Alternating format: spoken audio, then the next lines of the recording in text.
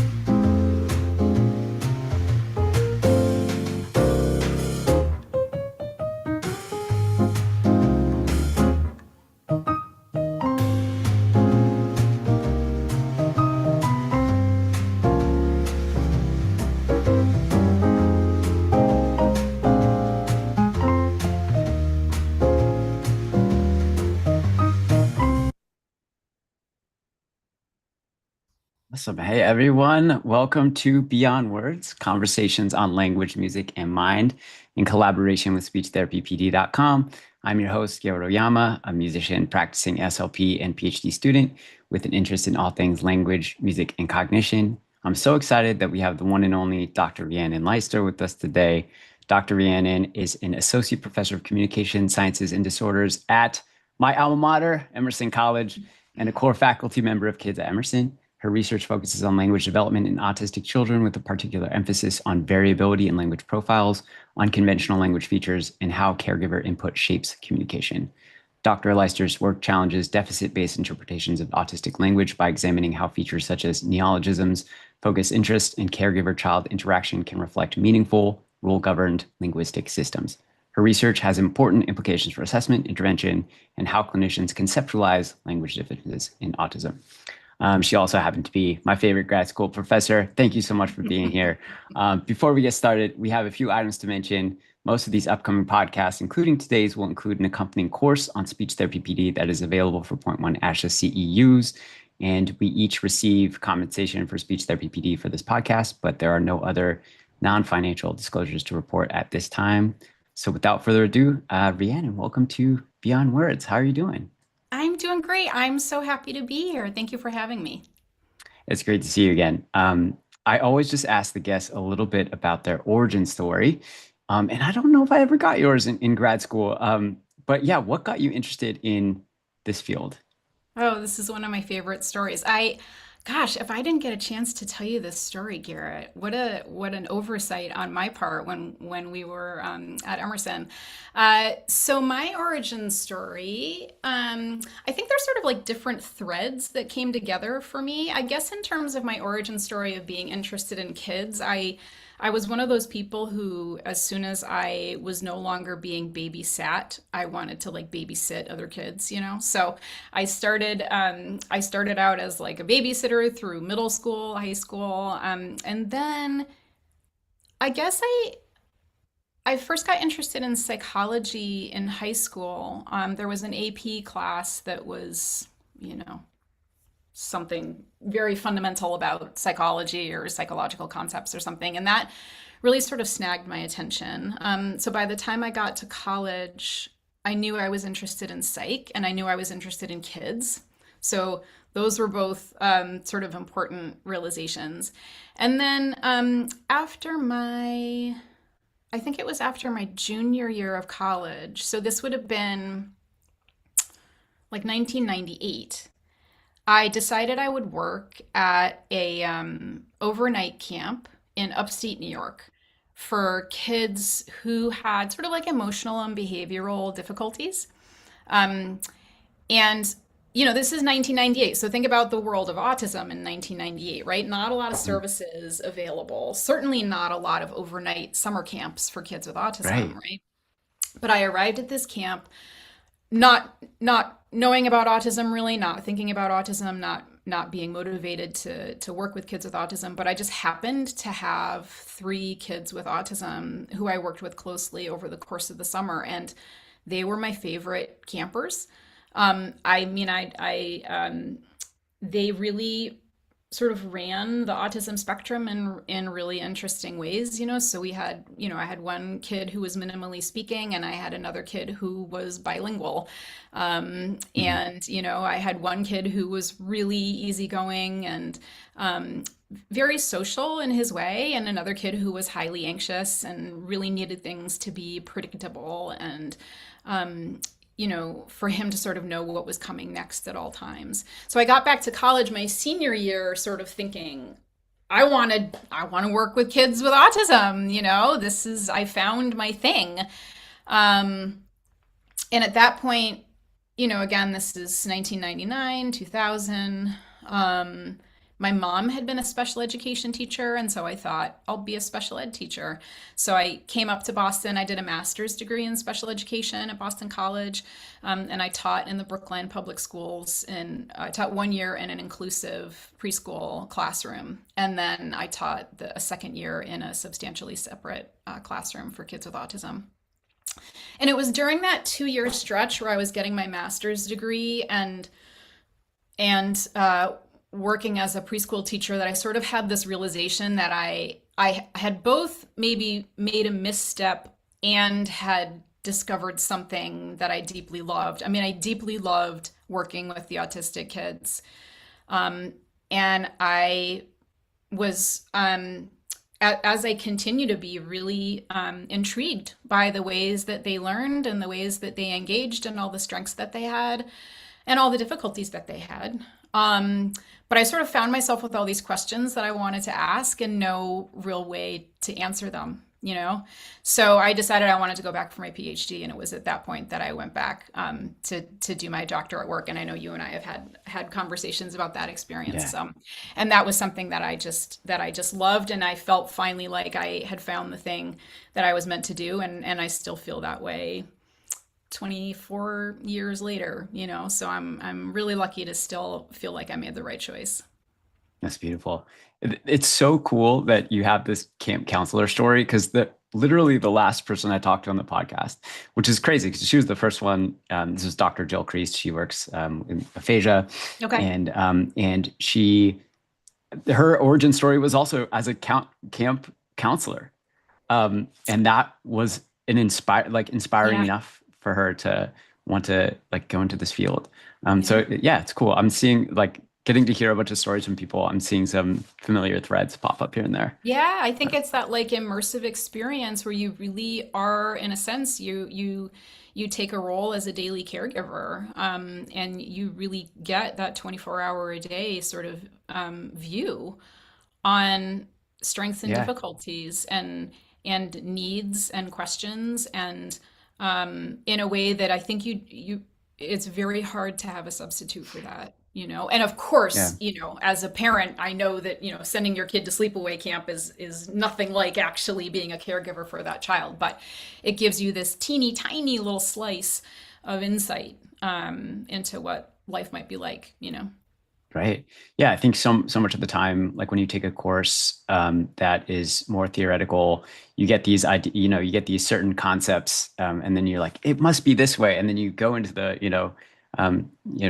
when I've been working with kids, for example, it's like no one fits those boxes exactly. People like kind of float outside, and there's all this variability. And maybe that's something we could talk about. I was interested. You had this really cool paper, and this is not exactly the same topic, but it's on autistic linguotypes. Yeah. And I think it's an example of kind of both differences and individual variability. A lot of that's wrapped up in there. But yeah, can you talk about what is an autistic linguotype? What is a linguotype? We're still sort of figuring that out. So my colleague and friend, Emily Zane, and I came up with this term linguotype. Emily's a linguist. And when we came up with the term linguotype, we were using that term as a we were imagining it as sort of a parallel term to something like genotype or phenotype, right? Mm-hmm. So a way of characterizing a set of features about an individual. And in the case of the linguotype, we were picturing that to be language features. And the reason why we wanted to use the term linguotype is because we as a sort of community of individuals who care about and are interested in autism, we've known from the very beginning that autism does seem to be, and I guess I will say seem to be, characterized by sort of distinctive patterns of language use, right? So you remember when I hope when you took the autism class with me, we read Leo Kanner's original paper about autism, and in that original case series, he has these, just verbatim quotes from his clients.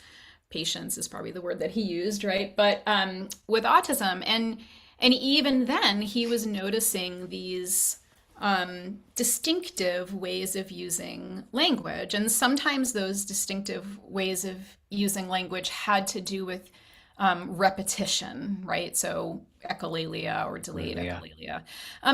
But it's not just that. There are ways that autistic speakers use language that are unconventional, the ways that they themselves generate spontaneous language and put words together into phrases and sentences is sometimes unconventional. So they might choose words that are unconventional word choices, or they might put words together in ways that are unconventional. And as a community, we've sometimes referred to those those patterns as idiosyncratic language use, for instance, or pedantic speech. And those are terms that very much come from sort of a medical model, come from a deficit framework. And we felt as though we wanted a different way to be able to talk about them, because we weren't convinced that they are necessarily deficits. And so we wanted to choose a different term that was maybe less laden, more descriptive, and more sort of open to the possibility that at least some of these patterns of language use might not at all be deficit based, but might reflect just a different way that language is organized or conceptualized in the mind of an autistic speaker, or might even potentially be volitional choices that the speaker is making in order to express something that is important to them as the speaker. So level of precision, for instance, right? Legrists comes to mind. Yeah, exactly. So maybe they think it's more humorous. Maybe they think it's more precise. Maybe they think has a sensory connotation in a way that reflects their internal experience of the word. Mhm. Um, so so that's the sort of story behind the term linguotype. I think really ultimately Emily and I just sort of feel like we have more questions than we have answers, but we're like Mm. deeply fascinated by language use Yeah, and autism, and we feel as though really digging into it in a thoughtful and sort of creative way might tell us some very cool stuff about how autistic individuals represent language. absolutely. Yeah, I mean, and it's totally clear. I think the deficit model doesn't capture everything that's going on. I heard this really cool example recently. I was wondering what you thought about this. So, like, there's this really tired philosophical example of talking about red, but we often think about red being this like objective label in the world. Let's say, so the apple is red, Right. and then most people like have three cones, three options. They see red, but then some have two. And then they see like a muddy greenish brown. We consider those people colorblind. I'm Right. sort of colorblind. I have like color deficits, but in some rare cases, some people actually have four cones. And in this case, they have a really much more detailed, vivid experience that is not red in the way that we would typically think of. And if it was the case that most people had four, then the people that had Right. three would be Right. colorblind.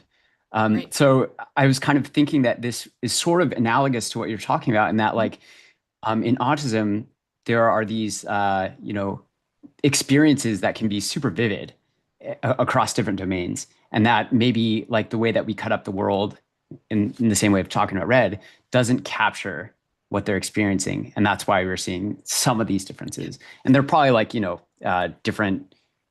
different ways in which there's maybe color blindness and color vividness at the same time, if that makes Yeah. sense. Yeah. But I was wondering what you thought about that example. Yeah, I think that's a really good analogy. And I like it because I think I think that analogy can be used in a broad sense or in a specific sense. In the example that you're giving, it really is sort of tied to a sensory experience. And that's one of the things that we explored in the linguotype paper, this idea that, it may be that individuals are coming up with their own words, right? Neologisms, which is sort of arguably really what that paper is about, um, or choosing to use words in ways that might vary, right? Word choice that might vary from other people because they're trying to find a word that captures a sensory aspect of whatever their experience might be in the world. Um, so I think the sensory components in the way that you sort of gave the example of red could certainly come into play. But I also think that there are ways in which sort of like the broader cognitive experience of meaning or intended meaning could also be reflected there, right? So Emily has this great example, and I'm going to get it wrong, but it has to do with sort of the way that you might describe. So, for instance, hanging a poster on the wall, right? Like if I were going to say that I'm putting a poster on the wall, I would say that I'm putting a poster on the wall, right? I'm going to hang that Mhm. poster on the wall. But an autistic speaker might choose to say they're going to hang the poster near the wall because actually you're not putting it on the wall, right? You're Right. putting it sort of like next to the wall. Hmm. Um, and so maybe that's the more precise word choice in their view, Mm. right? It's unconventional, maybe, to the sort of average speaker, but to their mind, it better captures their understanding of what it is that they're doing. Yeah. Yeah. Totally. And it's not. Yeah. It'd be incorrect to say that is a wrong way of characterizing it, because I think you mentioned, yeah, like there's some in some languages they do reflect some difference like that, or I was hearing some colleagues like thesis talk about differences. So there's these differences in Korean, for example, where they don't just have this on and in, like Right, sort of general categories. They right, divide it up further into like tight fitting or loose fitting right. ons. And Yes, so yeah, they could be totally, capturing something like that, right? Um, totally, Totally. Yeah, I was just talking with a student about prepositions, actually. This student of mine is very interested in some of these threads around linguotype. And we were talking about prepositions and how, prepositions are another thing that, the preposition that you use obviously varies across languages, but is also to a certain extent sort of like the rules are sort of arbitrary. Like, for instance, you'd say that you ride on the bus, but you ride in a car, right? Like, Yeah, why? yeah, And yeah, those are just conventions. Those are just arbitrary to a certain extent. I mean, not entirely, but a lot of those feel like sort of arbitrary conventions that a language community has. Um, but you may, as a speaker, may have to decide, are you going to prioritize what you think is actually the more accurate or precise term for the meaning that you're trying to convey, right? Or hmm, are you going to go along with whatever your language community dictates as convention, even if you think it's imprecise or wrong? You know what yeah, I mean? yeah, Um, yeah. It's such a there's a tension, I think, for everyone, but Absolutely. especially for um, Absolutely. So, yeah, one of the things that I think we're sort of excited about doing is trying to gather some more information about the choices that autistic speakers make when in their everyday language use, and really talk to them about, w- why did you make that language choice, and what compelled you to pick that word versus another word? Did you think about a different word?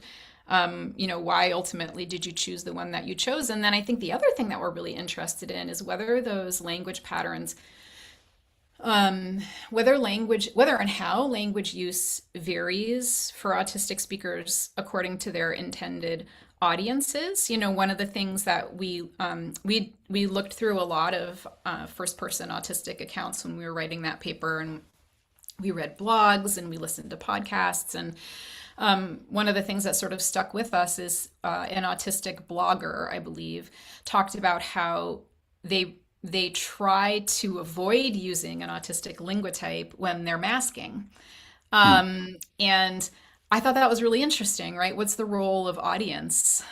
What's the role of speaker awareness in who they're talking to? And the other thing that we're sort of curious about considering is whether there seems to be a difference when people are speaking versus writing. Does it matter if you're writing an email versus speaking to someone face to face? And why might the written modality look different than the spoken modality?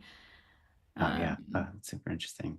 so tons of questions that we don't know the answers to, and we'll probably never be able to answer, but keeps us busy. Yeah. Well, I think it's important to keep, exploring this question Yeah, for not just for theoretical reasons, but for yeah, practical yeah, intervention reasons as well, yeah, to help yeah, us understand as like clinicians, when do we um, look for types of language that is yeah, actually, not something that we can correct necessarily yeah, or need to correct, but something yeah, that like reflects um, some important aspect of this yeah, individual's experience. yeah, Yeah, but yeah. so yeah, all And very I cool. I also think just in terms of um, when there are communication breakdowns between two individuals, it can sometimes be useful to understand why there might be communication breakdowns. You know, Mhm. if if people are if a speaker and a listener don't seem to be converging on a common meaning, why might that be? Um, is it because the listener is expecting something from the speaker and the speaker is intending to give something different to the listener, right? So I think just with an eye towards making sure that autistic individuals and their communication partners have successful communicative interactions, Yeah, it can be useful to understand what choices people are making and why. yeah, yeah, um, for sure. Yeah, communication breakdowns are only a problem if you can't work around them, I Right, guess. Or exactly. Yeah. um, yeah. Well, maybe we could talk also a little bit about um, the role of input in development and how what's the best way to think about language input Mhm. for autistic kids if they do have these sort of different sensory, perceptual experiences in development. What are some evidence-based ways that we can either, I don't know, use that, or maybe in some cases we don't need to use that because they learn it in a very similar way to typical kids. Yeah. How can we think about all that? Yeah, it's a really good question, and one that feels like I almost don't know how to answer it. I think people have, I think we've been chasing after that question and those answers for a long time because of the incredible heterogeneity in language outcomes that we see in autism, right? Mm. And I mean that both in terms of receptive language and expressive language.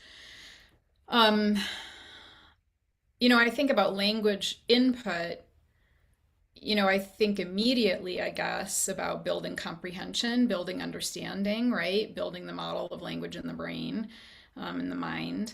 And then relatedly, of course, about spoken language, and those two things are deeply intertwined. I guess I we wrote my collaborator Sudha Arunachalam and I wrote a paper about 10 years ago about lexical acquisition and autism, and in that paper we basically concluded, we reviewed the literature and sort of basically concluded that lexical acquisition or word learning, right?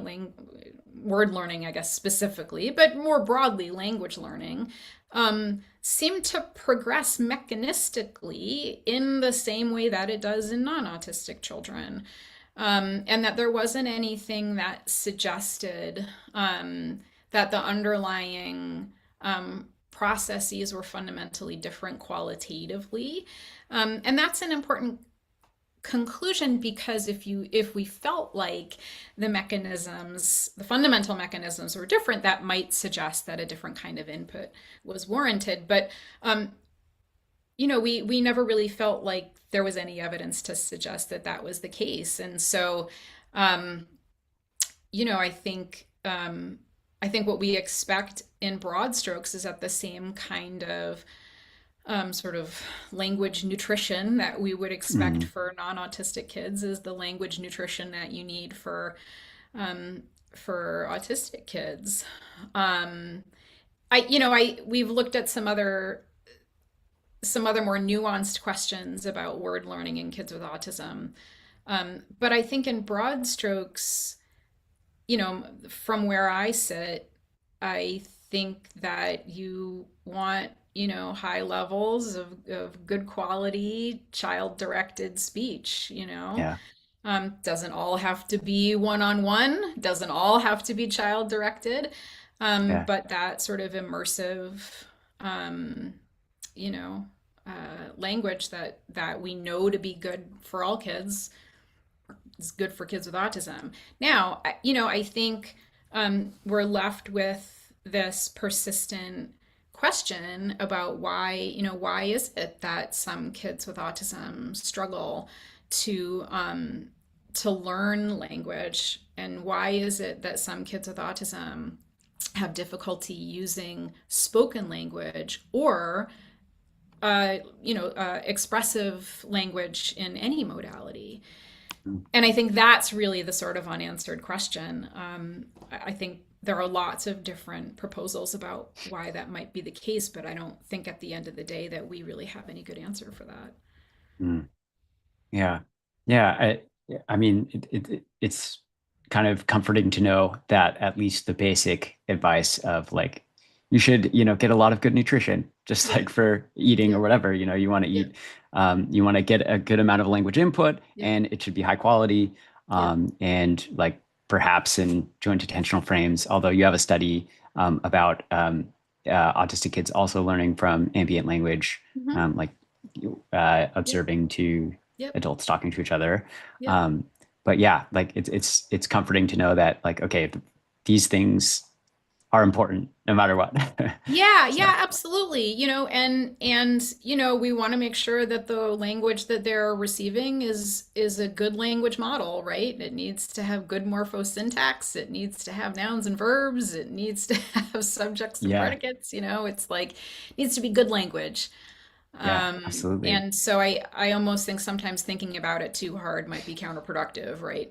Yeah, I think, just the natural adjustment that we use seems to be the right way forward. I think that there are some interesting questions about um, the like preferences of autistic kids for infant directed speech or child directed speech versus adult directed speech. I think there's some conflicting findings on that. There's some interesting work on the extent to which kids with autism learn better from infant directed speech or child directed speech versus adult directed speech. And I think there are some interesting future directions about trying to explore the role of individual variability in children's preferences, right? So, do some autistic children have less of a bias towards IDS or CDS mhm, versus ADS? And if that's the case, do they then learn better in adult directed speech versus child directed speech? But um, I don't think the evidence is to a point where we would want to make formal recommendations about that. sure. Um, I think you want to speak in a way that your child finds interesting and motivating, and Yeah, you want it to be at a level that's sort of developmentally appropriate. yeah. It also kind of makes me think of in what ways, maybe it's just the like prosodic aspects, let's say, Hmm. of Yep. infant directed speech that maybe there's no preference in that domain, but like I would imagine that like via like zone of proximal development Yep. sort of stuff that you want to keep like adult directed speech, if there to the extent that there might be a preference for that, you Right. probably want to keep it more simple in the beginning to develop Exactly. those foundations. Um, Exactly. That's exactly right. And again, we want to make sure that we were talking about good nutrition, right? Like we want the input to be healthy input. It should have all the correct morphosyntax. It should have all the nouns and verbs that it needs, like we don't want to artificially simplify the language by like dropping, like right. important morphological markers or something, right? Or not using verbs. Like we want to use Yeah. good healthy nutrition. We want to be a good language model. Yeah. What do you think about this is just something I've been thinking about from using like doing functional communication Yeah. work and using carrier phrases and things like that, like, modeling, you know, want more or something versus, something that's more appropriate in, I don't know, context Yeah, driven. I think that there's some interesting. I think that there's some interesting research out there. I don't know if you follow Courtney Venker's work, but she has a great paper out that looks at, you know, the importance of using sort of robust, naturalistic language when we're talking to young autistic kids. And, sometimes when we're trying to provide us, sometimes I think it's easy to get in our own heads, right?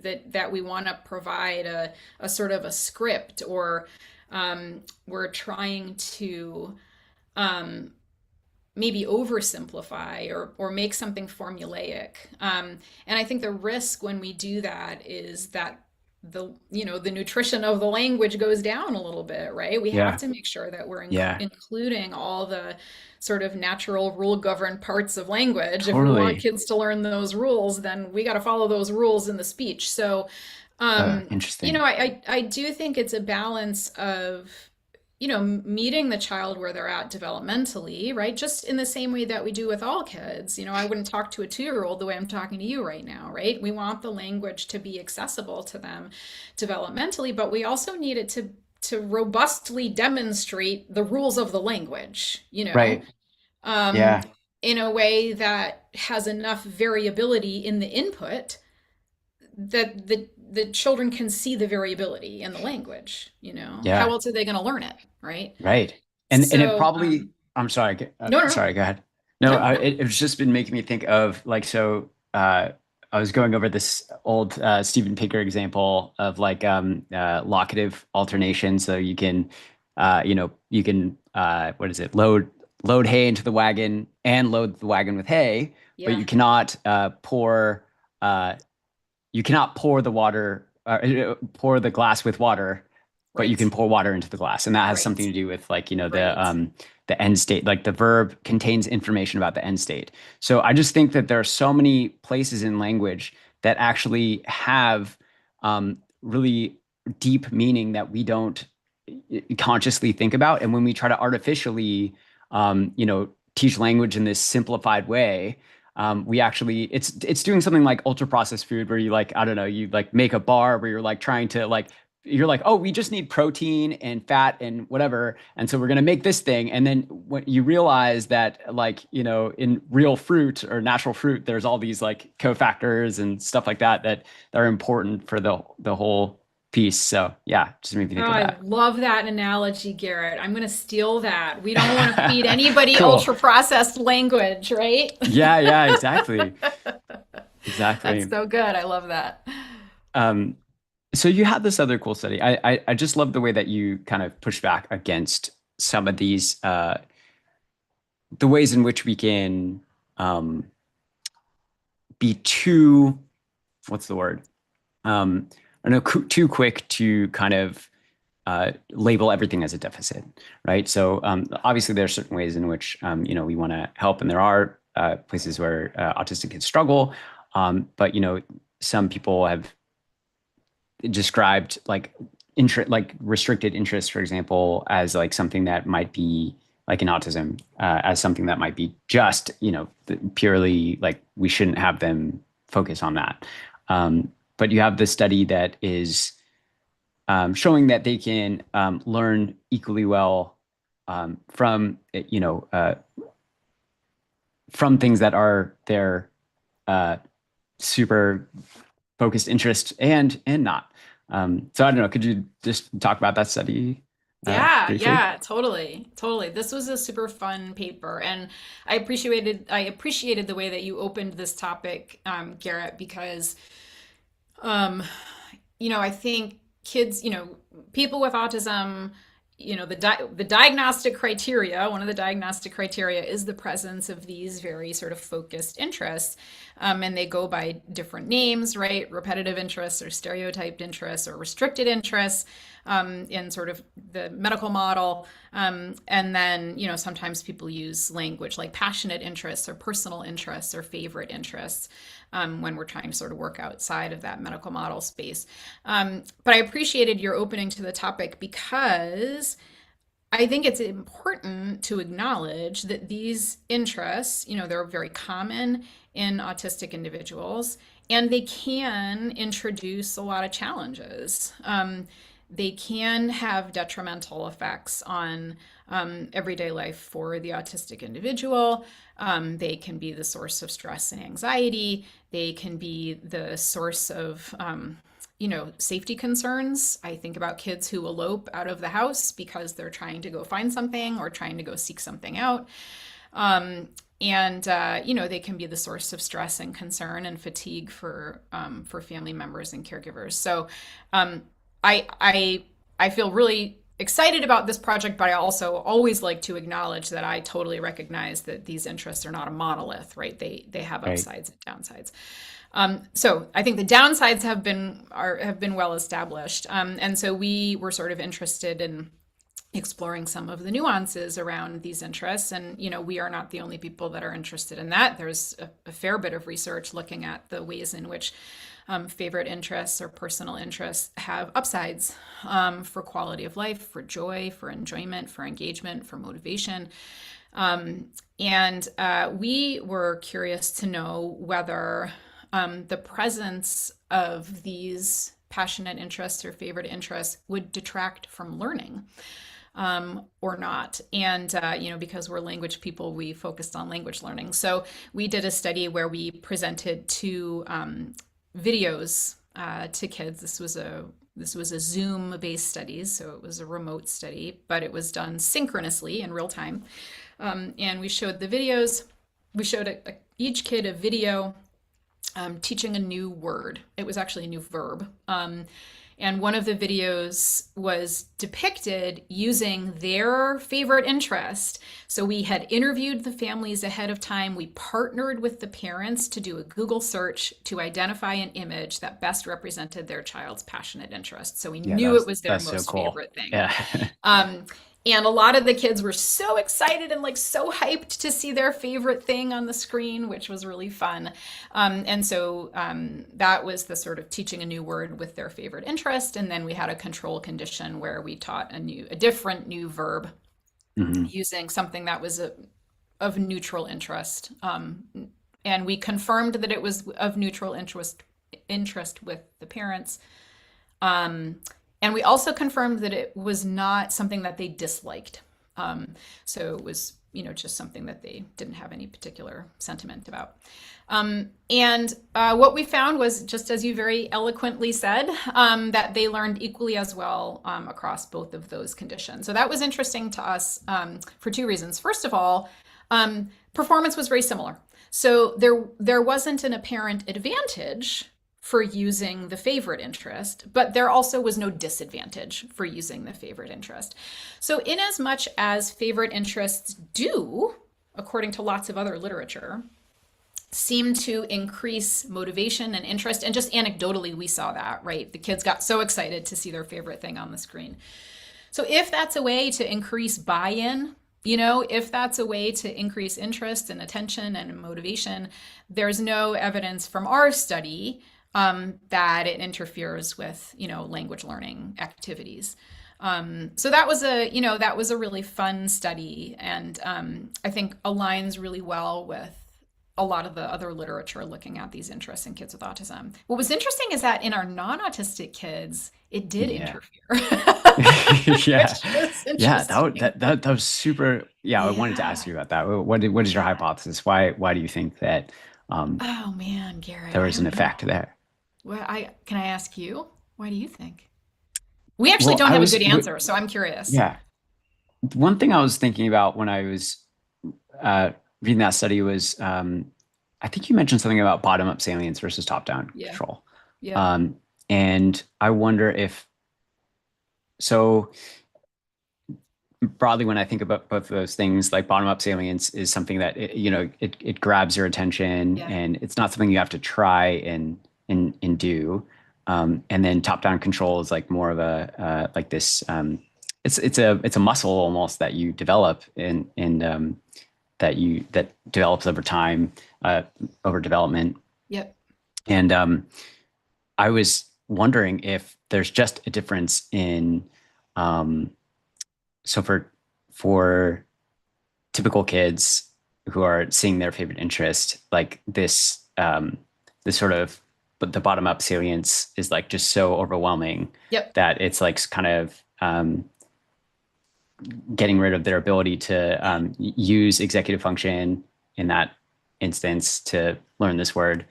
But that there's something different going on in the other case, in autism.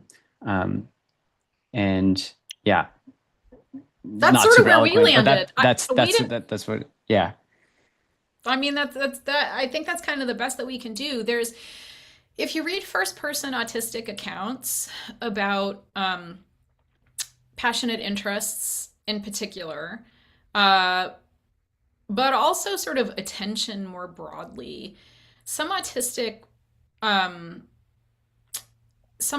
people will talk about a phenomenon of like an attention tunnel where it's like they're really like in the flow, in the zone. They're sort of like in a single-minded state around this interest or this topic or this whatever it is that's consuming them in the moment. It's almost like a vacuum, a black hole. It's sort of like sucking everything kind of into it. And that's a very qualitative description of this autistic experience that, and again, this is me just recounting things that I've read. So I'm sure an autistic individual would be much more descriptive in the way that they're able to present that. But we sort of wondered if it was something about, that sort of way that interests and passions and are experienced by an autistic individual that's in this context advantageous, that it bootstraps learning in a way that it doesn't or didn't for the non-autistic kids. Or it could be a fluke, right? I mean, this is why we need replication studies. But who knows? It was interesting anyway, and not what we thought we were going to find. Yeah. I guess that, there are different modes of attention, right? That maybe afford different types of learning. I don't know. So if you're in that flow state, like you can, I know this from playing music and playing guitar and stuff. You can kind of get into this like flow state and really process things differently versus like sometimes I'm really excited about something, but I'm just out all over the place and can't. The flow state is the flow state, that terminology is definitely, I think, goes hand in hand with some of the descriptions of the attention tunnel, where it's just like you're just like in a, you're just in it, you're immersed in it, and there's nothing that's going to break you out of it.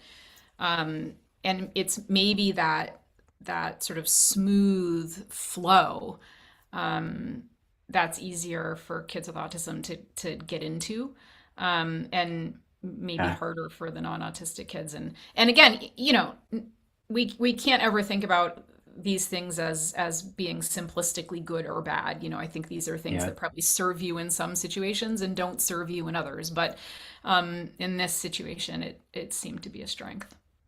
Yeah, I think this is going to be a really important thing to continue considering in the future, given that we have a lot more. I mean, something I've seen, something I'm doing my own research programs, sort of focused on how device use and digital environments impact communication development. And it seems like there is at least these digital devices afford this type of daily life where you can just swipe on and keep repeating and watching the same thing over and over again, this like restricted interest. And I've seen that a lot in practice where, you might have a kid who is just really into one little piece of a credit sequence or something. And they're just like kind of doing that all day. And, I think it'll be important to know if those things are, because if it is following kind of a similar way of thinking with typically developing kids, where you do want to have like this balance of bottom up and top down control, where you're actually practicing executive function skills, things like that. If you're never having the opportunity to do that, then I can see that being a real problem for attention. I don't know if you have any thoughts on the digital devices. It's so funny that you said that, Garrett, because what I spent my morning doing was reviewing the literature on learning from screens in kids with autism this morning. We actually have a new, we're writing a new paper. We did a survey during the pandemic. We did a 5-year project and we enrolled about 500 families.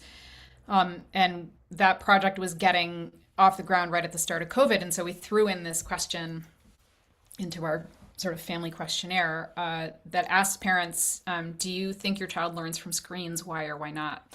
And so now we're looking at this data from 500 families. Half of those families have a kid with autism and half of them have a child who doesn't have autism.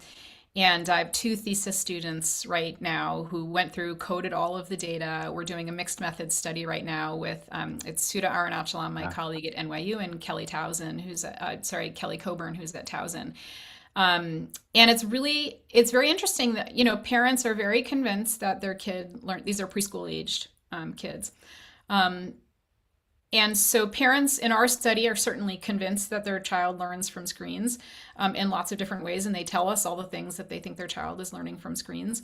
And I don't don't disbelieve them. I have a child, I can see what he's learned from screens.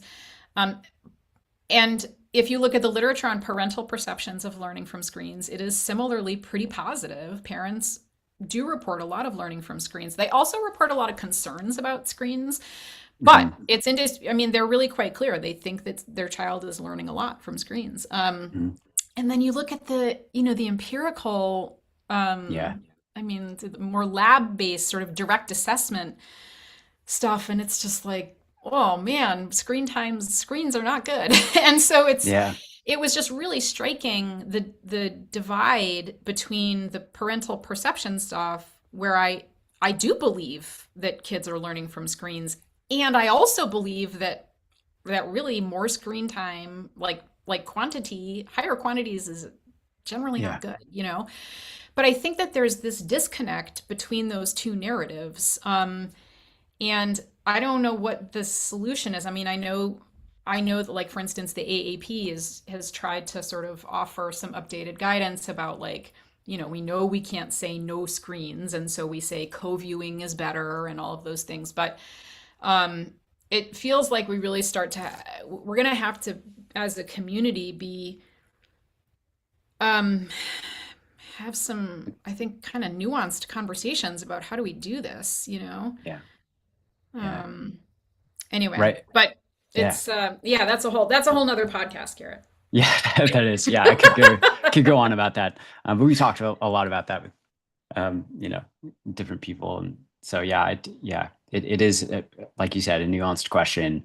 I feel like I tend to be more on the side of screens are like a net negative Yeah, in development. yeah, And like, I definitely don't deny that there would be learning happening. yeah, And maybe in my head, at least, the reason why that learning pops out more is because it's often stuff that is one, like sort of restricted to some videos that are, yep, maybe have weird or interesting language. And then two, yep, it's stuff that the parent is not seeing. So that would yeah, be more, it would be more salient to them to be yep, like, oh, that's unfamiliar to me. So I can recognize that as something that I wasn't a part of. yep, Whereas probably a lot of the other more foundational language stuff that they're getting from the parent, like it's not going to stick out as yeah, much. yep, Um, yep, yeah, if your kid's suddenly talking about, I don't know, like a Fortnite, I don't know, person or something like right, that. You're gonna be like, where did yep, you learn that? Or yep, like some weird verb that they're using. So I don't know. That's my thoughts on it, at least. But I do feel like, yeah, you're right. Nuanced conversation is going to be really important. Like maybe starting to look at content level features, like what aspects of media are, what are the exactly. And mechanisms by which, dosage, yeah, and right? dosage. I mean, maybe you just need Yeah, a little dose and then you've learned, and then let's put the screen away. I mean, video yeah. modeling and autism, right? We know video modeling is very effective. Yeah. That's screen There's some time. papers on that like Goldilocks zone too, where it's like possible that like maybe like this limited amount is positive, but beyond that, like coffee drinking. Yes. Yeah. Yes. Um, well, thank you. So I wish I could talk to you for so much longer. I know we're kind of nearing the end. I'll open it up just in case there's any questions. Feel free to type them in the chat. I did want to talk a little bit about, there's a few things that I want to talk about that we haven't had a chance to touch on yet. One is you have some cool work on the function of autistic questions. And I was wondering Mm. if we could talk about that. Um, Yeah, absolutely.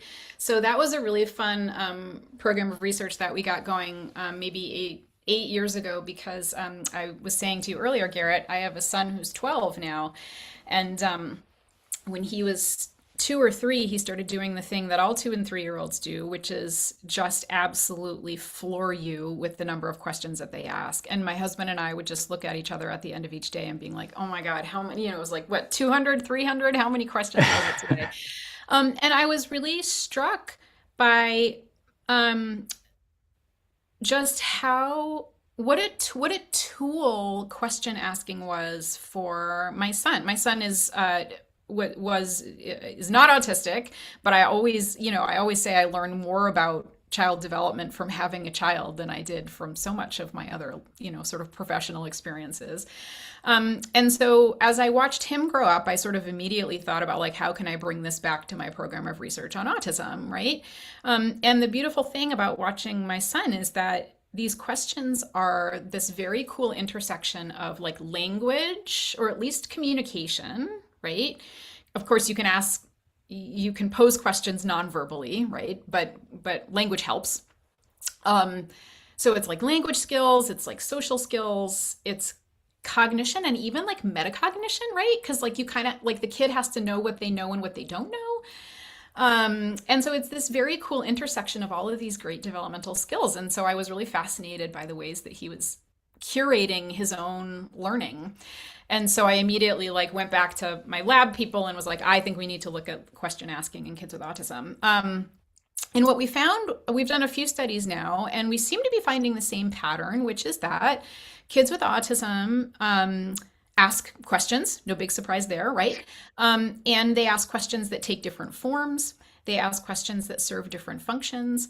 They ask questions for different purposes, but they seem to ask questions about half as often as their non-autistic peers. And that seems to be especially true with unfamiliar individuals. So, given that questions are an incredible tool for kids to curate their own learning, both inside the classroom and out in the real world, it seems important for us as parents and providers to be paying attention to how kids are asking questions and to sort of provide those temptations or affordances for kids to ask those questions, because when a kid asks a question, it not only serves a purpose for them because they get the information that they need, but it helps you as the social partner to identify where their gaps in knowledge are. Mm. You know, Yeah. so yeah, we have we have so much other data sitting around the house, and we keep thinking, oh, we got to do some more question asking stuff, but that's where we've gotten so far. That's cool. Yeah, I like that idea of like verbal affordances, like you're saying. It was one thing I thought about, that you mentioned that the parents of autistic children also they ask they have a richer, in many cases, like a richer model, or Yeah, they ask questions that might afford richer yeah, responses, which yeah, it might be an important thing in this sort of compensatory yeah, strategy in a way. But yeah, I've given that advice to a lot of parents in the past, that like, because I've seen sort of different types of question asking behavior when I work with parents and kids, and a lot of times it's like these very rapid fire like yes no questions, and the child is not, they're, because they don't have the opportunity to, in a way, they're not like giving descriptive answers, or rich feedback, or having these like reciprocal conversations. It's just like these like yes no responses, back to back. But if you ask something, even something different, like there's a big difference between was your day good versus like tell me three things that happened about your today, or something like that. Like there's a you get a different type of response. So yeah. yeah, Yeah, yeah, absolutely. And even, sort of yes, no versus WH questions, right? I mean, just not yeah. only the kinds of answers that they demand, or demand is maybe a forceful word, that they allow for the child, right?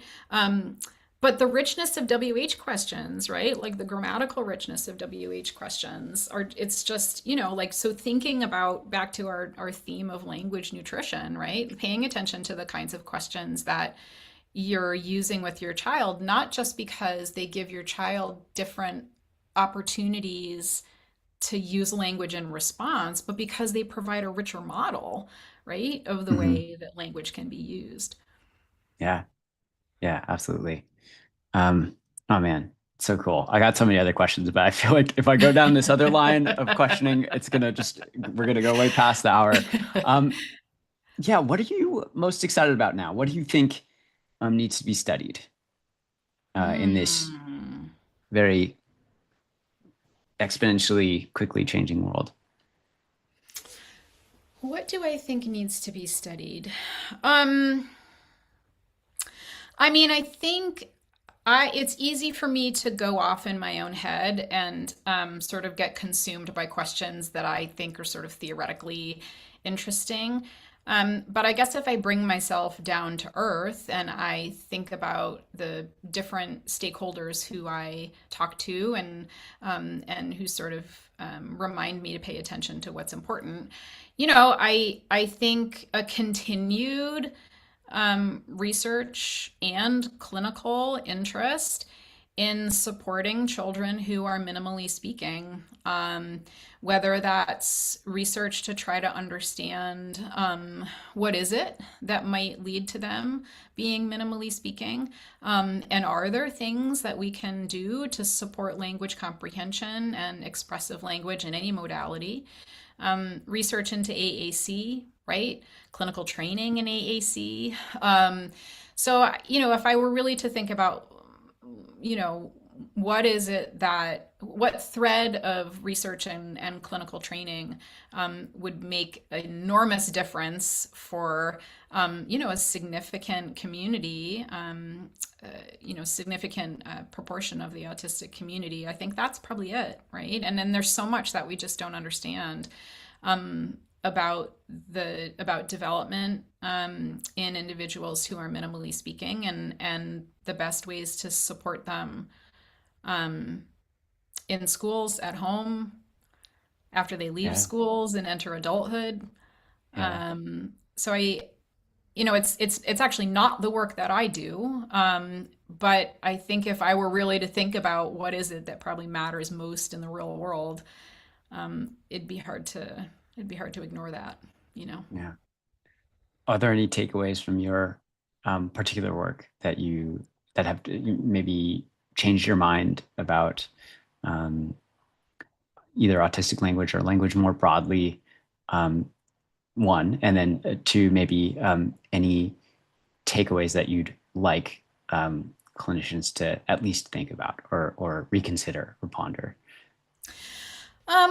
I think we've known for many decades, since really, Barry Prezant's work, in the 1980s and 90s, that, you know, spoken language and autism is communicative, whether that's echolalic language or whether that's language that's sort of being spontaneously put together in the moment by an autistic speaker. So, we've known for decades that that echolalia, delayed echolalia, scripting, whatever you want to call it, is communicative.